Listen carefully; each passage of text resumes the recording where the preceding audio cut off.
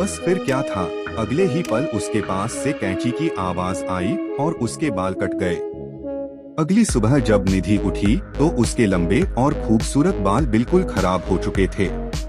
इससे गुस्से में आकर उसे तुरंत अपनी शरारती बहन रिया पर शक हुआ और वह सीधा उसके कमरे में पहुंच गई। लेकिन सबसे अजीब बात यह थी कि रिया को इस बारे में कुछ पता नहीं था और बड़े ही बिल्कुल मासूम चेहरा बना रही थी। उसने कहा कि वह तो पूरी रात अपने कमरे में ही थी। यह सुनकर निधि को बहुत बुरा लगा।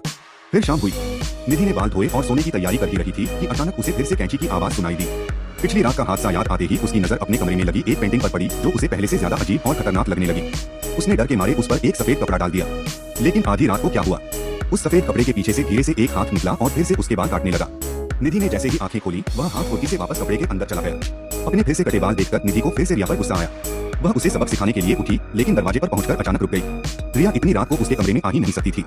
वही सोच ही रही थी कि तभी उस पेंटिंग पर बड़ा सफेद कपड़ा हिलने लगा और उसके पीछे एक परछाई दिखी जैसे कोई इंसान खड़ा हो। यह देखते ही निधि की तो रूह कांप गई। उसने झटपट जाकर पास की अलमारी में छिप गया। लेकिन जब उसने झांक कर देखा तो कपड़ा नीचे गिर चुका था और वहां कुछ भी नहीं था। अब निधि समझ ही नहीं पा रही थी कि क्या करे, तभी उसके पीछे से कैंची की आवाज आई। वह शख्स अब उसके पीछे खड़ा था।